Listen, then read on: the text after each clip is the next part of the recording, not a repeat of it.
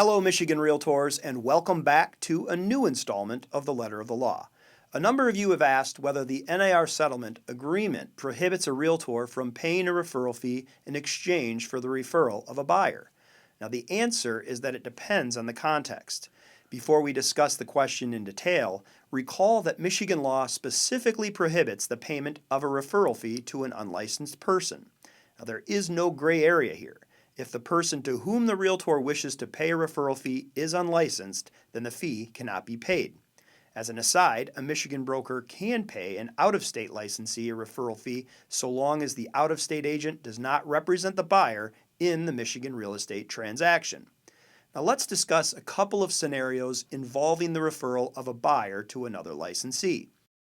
In the first scenario, assume that Realtor X has shown Buyer X several homes. Buyer X has signed a few home touring agreements but is unwilling to sign an agreement to pay Realtor X. If Buyer X now wants to put an offer in on a home, can Realtor X refer Buyer X to the listing agent for that home and ask for a referral fee from the listing broker? Now, the answer to that question is no. Under the NAR settlement agreement, a realtor working with a buyer may not receive any compensation from any source that exceeds the amount that the buyer has agreed to pay its realtor. This limitation applies whether or not the realtor working with the buyer is a buyer's agent. In other words, if the only agreement the buyer has signed is a home touring agreement, and that agreement does not require the buyer to pay the buyer's realtor, then the realtor working with the buyer cannot receive any form of payment from the listing realtor. This prohibition would include referral fees.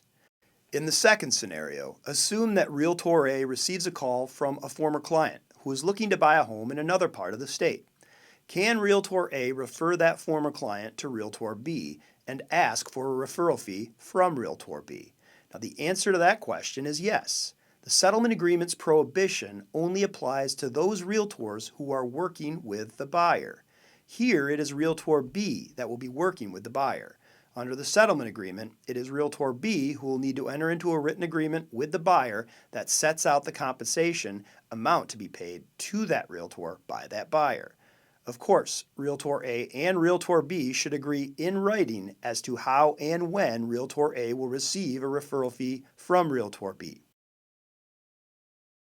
In an earlier installment of the Letter of the Law, we discussed the fact that it is not possible to use a sub-agency relationship in order to get paid when working with a buyer who is not willing to sign a contract agreeing to pay the buyer's broker.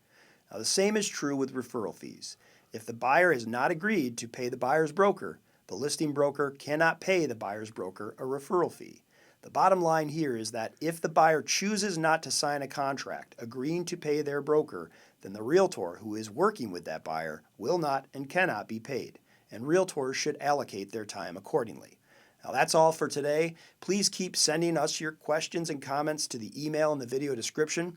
Your input puts us in the best possible position to thoughtfully address new legal questions or any confusion that may emerge in the marketplace. Until next time, enjoy spring training and hope springs eternal for those Detroit Tigers fans and Kansas City Royals fans out there, but we'll see you next time.